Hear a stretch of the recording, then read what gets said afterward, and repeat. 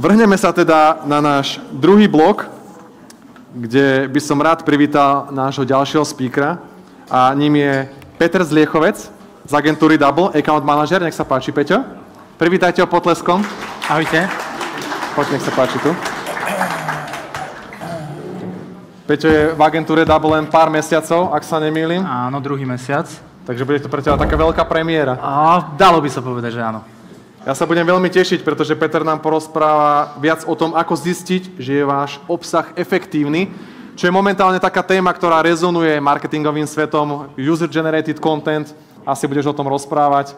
A agentúra Double to robí pre viacerých klientov veľmi dobre, takže osobne sa na to teším. Peťo, je to tvoje, nech sa páči. Ďakujem veľmi pekne. Ahojte všetci tu, ktorí ste tu osobne, zdravím aj všetkých, ktorí nás pozerajú online. Ako už teda bolo naznačené, ja som si pre vás pripravil možno prezentáciu z trošku iného súdka, ako boli predchádzajúce dve. To však vôbec nevadí, dúfam, že vás oslovím aj takouto mojou témou. Tá téma teda znie, ako vyhodnocovať content marketingový projekt. A skôr, než sa dostanem k tomu, čo vyhodnocovať a aké nástroje používať, ja by som sa vrátil tak na začiatok toho content marketingového projektu, pretože to vyhodnocovanie je takéto uzatvorenie toho content marketingového projektu a teda tie aktivity, respektíve vyhodnocovaniu a všetkým tým metrikám a všetkým tým grafom niečo predchádza. Predchádzajú tomu aktivity, ktoré sú veľmi podstatné na to, aby ste vôbec mali definované, aké metriky budete vyhodnocovať a predchádzajú tie aktivity aj tomu, aby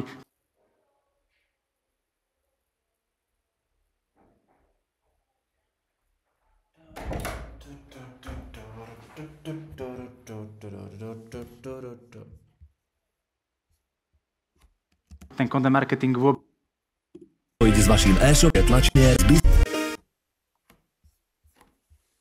Mikrofón. Raz, dva. Jano. Takže a veľmi pekne by som vás chcel poprosiť, aby ste sa pomaly presnuli na svoje miesta, aby sme mohli začať náš druhý blok. Už sa extrémne zotmelo a keď sú tu iba tie svetlá, tak je to také, že človek ani nič nevidí, Peťo, takže ani nervozita nebude. Len by som chcel povedať, že vpredu bolo dosť voľných miest, pokiaľ by niekto nechcel stáť vzadu, tak môžete si prísť sadnúť aj dopredu. Ešte pár sekúnd počkám, verím, že ste si užili catering. Možno tam ešte niečo zostalo, musím to skontrolovať, pretože ešte som nič nestihol zjesť. Vrhneme sa teda na náš druhý blok, kde by som rád privítal nášho ďalšieho speakera a ním je Peter Zliechovec z agentúry Double, account manager. Nech sa páči, Peťo. Privítajte ho potleskom. Ahojte. Poď, nech sa páči tu. Peťo je v agentúre Double len pár mesiacov, ak sa nemýlim. Áno, druhý mesiac. Takže bude to pre teba taká veľká premiéra. Dalo by sa povedať, že áno. Ja sa budem veľmi tešiť, pretože Peter nám porozpráva viac o tom, ako zistiť, že je váš obsah efektívny, čo je momentálne taká téma, ktorá rezonuje marketingovým svetom, user-generated content, asi budeš o tom rozprávať. A agentúra Double to robí pre viacerých klientov veľmi dobre, takže osobne sa na to teším. Peťo, je to tvoje, nech sa páči. Ďakujem veľmi pekne. Ahojte všetci tu, ktorí ste tu osobne, zdravím aj všetkých, ktorí nás pozerajú online. Ako už teda bolo naznačené, ja som si pre vás pripravil možno prezentáciu z trošku iného súdka, ako boli predchádzajúce dve. To však vôbec nevadí, dúfam, že vás oslovím aj takouto mojou témou. Tá téma teda znie, ako vyhodnocovať content marketingový projekt. A skôr, než sa dostanem k tomu, čo vyhodnocovať a aké nástroje používať, ja by som sa vrátil tak na začiatok toho content marketingového projektu, pretože to vyhodnocovanie je takéto uzatvorenie toho content marketingového projektu a teda tie aktivity, respektíve vyhodnocovaniu a všetkým tým metrikám a všetkým tým grafom niečo predchádza. Predchádzajú tomu aktivity, ktoré sú veľmi podstatné na to, aby ste vôbec mali definované, aké metriky budete vyhodnocovať a predchádzajú tie aktivity aj tomu, aby ten content marketing vôbec prinášal nejaké hodnotné výsledky dlhodobo. Keď sa niekto pustí do content marketingu, tak čaká zázraky. Čaká to, že po mesiaci, po dvoch začne mu ten obsah hneď prinášať stovky alebo tisíce organických návštev a proste, že to pôjde bomby. Nie je to tak. Content marketingový projekt, tvorba obsahu, užitočného a funkčného obsahu potrebuje čas. Jednak aktivity a procesy v content marketingovom projekte trvajú nejakú dobu. Nie je to zo dňa na deň, keď spravíte nejakú analýzu a podobne. Ale aj samotný ten nábeh tých organických návštev je postupný. Veľa ľudí alebo veľa spoločností, ktoré sa rozhodnú tvoriť content marketingový projekt, to vzdávajú. Vzdávajú to, pretože nedodržali konzistentnosť, boli proste nedočkaví. Nedodržali to, že keď si niečo naplánujú, že budú publikovať mesiac po mesiaci, týždeň po týždni, tak to naozaj tak aj treba robiť. Moja rada na záver tohto slajdu je, nevzdávajte to, tie výsledky prídu. Tie výsledky možno neprídu po kvartáli, po pol roku, po 3/4 roku, po roku. A práve ten rok je takéto zlomové obdobie, keď ten projekt vám už začína generovať naozaj nejaké hodnotné výsledky, ktoré by ste očakávali. Takže netreba to vzdávať. Aktivita, ktorú si treba zbehnúť na začiatku projektu, je definovať si svoje cieľové publikum. Definujte si svoje persony, na ktoré budete ten obsah cieliť. Ja som si pre vás pripravil takú ukážku toho, ako si definovať persony, na ktoré cielite. Je to taká povinná jazda, no však veľmi užitočná na to, aby ste spoznali to, komu sa prostredníctvom toho obsahu prihovárate. Môže to byť nejaká knihovnička, môže to byť učiteľka, môžu to byť nejakí ľudia v nejakom vyššom veku, môžu to byť hociaké persony, na aké si pomyslíte. Môžu to byť persony, ktoré poznáte, ale takáto analýza vám môže priniesť aj persony, ktoré vám odhalia, ktoré ste doteraz nepoznali. S príchodom týchto persón vám už taktiež nabieha aj to, ako ich budete oslovovať. To znamená, akými kanálmi, akými prostriedkami ich budete oslovovať a s tým už prichádzajú tie prvé metriky, ktoré budete vyhodnocovať. Takže veľmi podstatné je definovanie cieľového publika. V rámci analýzy, kontentovej analýzy, samozrejme definujete si vašu pozíciu v segmente, definujete si vašu pozíciu v rámci konkurencie. V rámci tejto analýzy si taktiež poviete, akým spôsobom teda chcete, teda to už ďalší krok je stratégia, akým spôsobom, akými kanálmi, akými spôsobmi chcete toto publikum oslovovať. Výsledkom takejto kontentovej analýzy by mal byť takýto kontentový plán. Je to len útržok dajme tomu, že pre klienta kontentový plán. Myslím, že dúfam, že to vidíte aspoň z časti.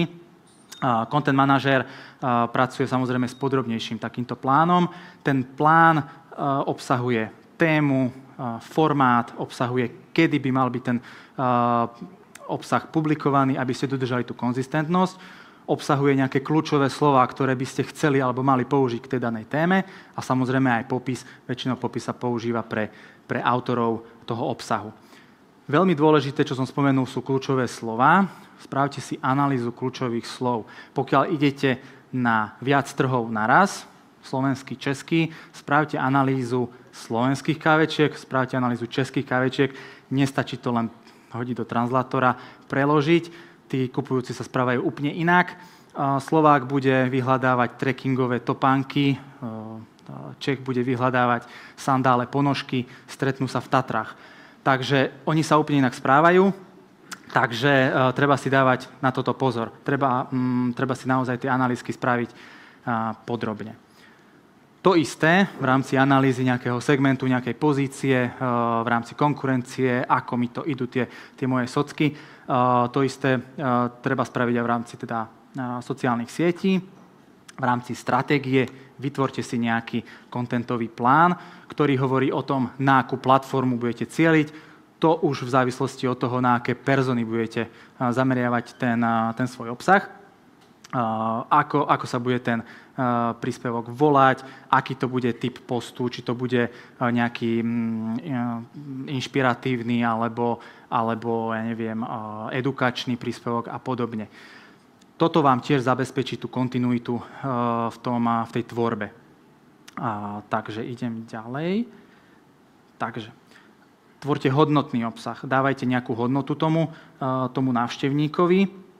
Každý z nás ale vníma ten obsah radšej nejakým iným spôsobom, inou formou. Niekto rád pozerá videá, niekto rád číta články, iný, aj keď možno v dnešnej dobe trošku výnimočne si prečíta ten offline materiál. Skúšajte, nebojte sa experimentovať, zasiahnite tú cieľovku rôznymi formami toho obsahu. S tým, aké obsahy si zvolíte, respektíve akú formu toho obsahu si zvolíte, s tým vám prichádzajú ďalšie metriky. Pri infografike vyhodnocujete niečo iné, ako vyhodnocujete pri videu. Optimalizujte obsah. Ďalšia moja rada, optimalizujte ho vzhľadom k popisom, dbajte na SEOčko, majte dobre pozichrované H1, H2, dávajte do toho obsahu kľúčové slova, ale v rozumnej miere, netlačte ich tam zbytočne proste, aby ste 30 kľúčových slov použili na jeden článok, vôbec to tak nemusí byť. Tvorte link building, či už interné prelinky, ale aj samozrejme nejaká teda nákup spätných odkazov. Optimalizujte obsah aj z pohľadu webu, to znamená, že aby ten web proste bol po technickej stránke na tom dobre, aby proste bol aktuálny, aby bol responsívny pre zariadenia. Takže dbajte na to, tým pádom posilnite ten obsah, posilnite tie výsledky a tým pádom sa vám tie metriky budú oveľa viac zelenať, ako by mali ísť do červených čísel. Ako tvorca obsahu buďte konzistentní. To som už spomínal. Dávajte si pozor na to, aby ste tvorili pravidelne. Ľudia sa naučia počase navštevovať váš blog, váš magazín, vaše sociálne siete. Pokiaľ nebudete tvoriť pravidelne, aj tí najskalnejší fanúšikovia, tí najskalnejší čitatelia proste vám počase odtiaľ odídu. Buďte autentickí, na ním sa nehrajte. Ľudia sú senzitívni, prekuknú vás, keď budete sa tváriť nejak inak, ako v skutočnosti fungujete, napríklad ako firma alebo spoločnosť. Zapojte toto publikum, pýtajte sa ich na ich názor, pýtajte sa ich na ich nejaké skúsenosti s produktom, pýtajte sa na to, ako majú skúsenosť napríklad s konkurenciou, malý prieskum si spravte. A táto konzistentnosť nespočíva len v tom, aby ste boli konzistentní v tej tvorbe, ale aj v štýle, v grafike, naprieč napríklad sociálnymi sieťami, aby vás bolo poznať už len tou grafikou, keď niekto príde na LinkedIn, niekto príde na Facebook, na Instagram, pozná vás. Čiže aj v tomto buďte konzistentní. Šírenie, podpora obsahu. Môžete tvoriť obsah, koľko len chcete, nestačí to zavesiť na blog, dúfať, že budete mať 10 000 organických návštev. Treba to hlavne zo začiatku projektu riadne nakopnúť, boostnúť, aby ste dostali medzi to publikum aj nové persony, ktoré ste si možno vytipovali ten obsah.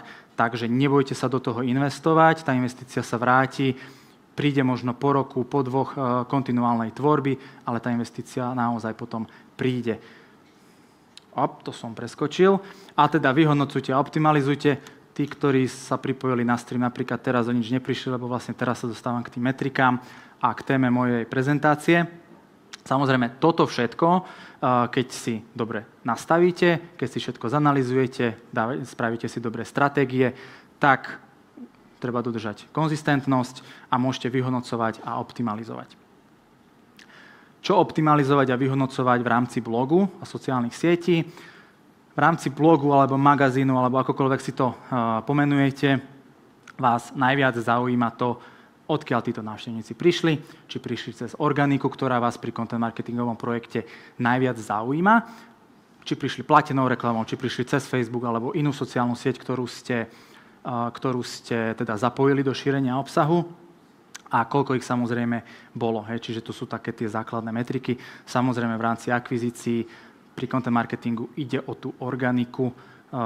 Chceme, aby naozaj rástla, ale opäť opakujem, tá organika pri takomto type projektu rastie pomaly, ale dlhodobo, ale o to viac a dlhodobejšie potom prináša to svoje ovocie, ktoré do toho vložíte, do toho projektu.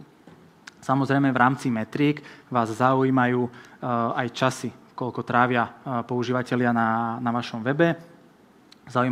Zaujíma vás počet relácií, sessions, ak sa teda vyjadrujem v hardtírke GA4, koľko engage sessions mali títo používatelia, aký bol engagement time per session.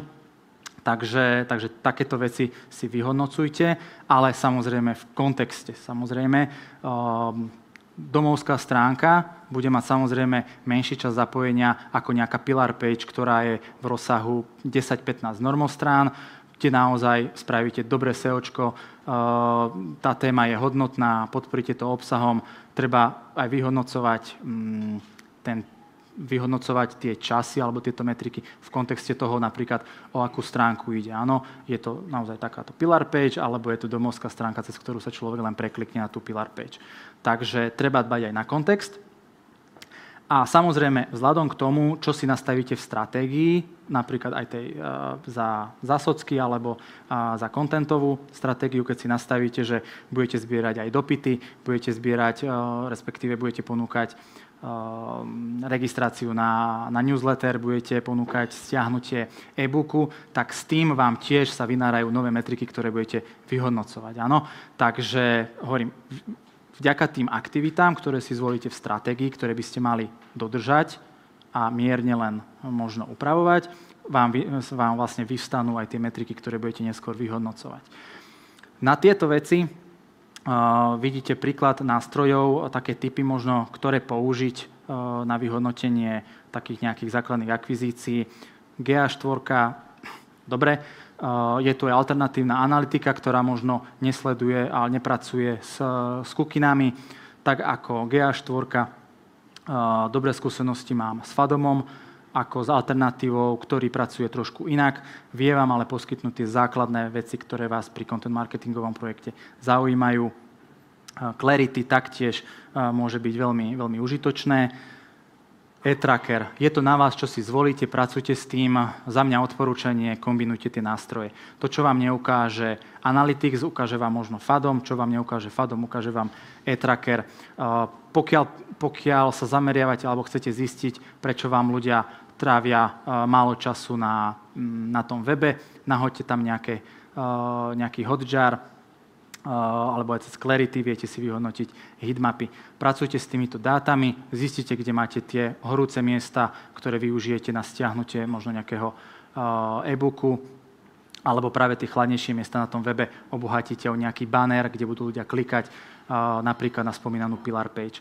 Takže takýmto spôsobom a vďaka týmto nástrojom viete si takto efektívne vyhodnotiť takú tú základnú možno návštevnosť a správanie používateľov na tom webe. Samozrejme v rámci podpory obsahu môžete riešiť Google Ads. Takže tak. A ešte v rámci blogu, čo vyhľadávače a ako výsledky odreportujem. Samozrejme, niektorí klienti majú radi reporty a rozprávanie sa o výsledkoch, ktorý klient by to nemal rád. Čo sa týka tej analýzy, použite SEMrush. Ten vám ukáže, ako na tom ste, ten vám pomôže pri tom začiatku content marketingového projektu. Pokiaľ máte problém napríklad s indexovaním obsahu, nerastie tá organika a mala by už rásť, pozrite si Search konzolu, či to máte zaindexovaný ten obsah, či tam nemáte nejaké duplicitné stránky, či vám tam nevyhadzuje nejaké možno 404, to vám teda ukáže aj samotný web. Takže využite aj konzolu. OneSignal, taký malý tip na push notifikácie, jednoduché zacielenie na prehliadače používateľov, či už na počítače alebo na mobily.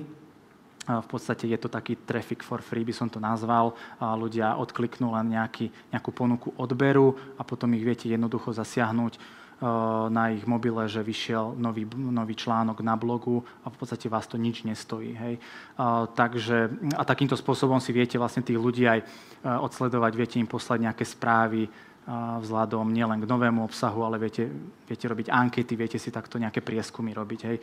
A ten človek, ktorý si otvorí tú push notifikáciu, ten je v podstate, povedal by som, taký naozaj veľmi relevantný návštevník, lebo prvé si to stlačí, ten odber, a druhé vám ešte aj sa preklikne na to a odpovie vám na to. Takže tak. V rámci reportov Looker Studio, kde si nahážete, čo potrebujete, naťaháte z GAčka, naťaháte si tam veci z Facebooku, z Eciek, nejaká alternatíva, možno Vodegraph, na tie kľúčové slova, na vývoj kľúčových slov použite nástroj Marketing Miner, napríklad môj tip. Čo v rámci šírenia obsahu vyhodnocovať? Znovu, to záleží od toho, čo si zvolíte a akú stratégiu si nastavíte a aké aktivity budete v rámci šírenia obsahu tvoriť. Ale tak basic vás zaujíma určite, aký dosah ten váš príspevok má, aké interakcie majú tie príspevky, či ľudia viac komentujú, či ľudia viac zdieľajú, či vám rastie počet odberateľov, fanúšikov na vašej stránke. Ak zapojíte e-mail marketing, posielate im nejaký pravidelný newsletter, zaujíma vás, či ľudia ho vôbec otvárajú, aký je tam možno pomer prihlásených, odhlásených. Pri videách samozrejme je to dĺžka do pozerania, priemerný čas do pozerania a podobne. Pár tipov na nástroje, ktoré môžete na to použiť, v závislosti od toho, teda, čo sa vám páči, od Mailchimpu, MailerLightu, po Creator Studio, Zoomsphere a podobne, takže vidíte ich tam, ja ich nebudem všetky vymenovávať. A teraz prišiel error. 2 minútky dokonca poviem vám vtip. Chcete počuť vtip? Viete, prečo marketer nikdy neodmietne šancu ísť na opustený ostrov? Lebo tam nie je žiadna konkurencia. Ďakujem veľmi pekne za pozornosť, pekný zvyšok večera.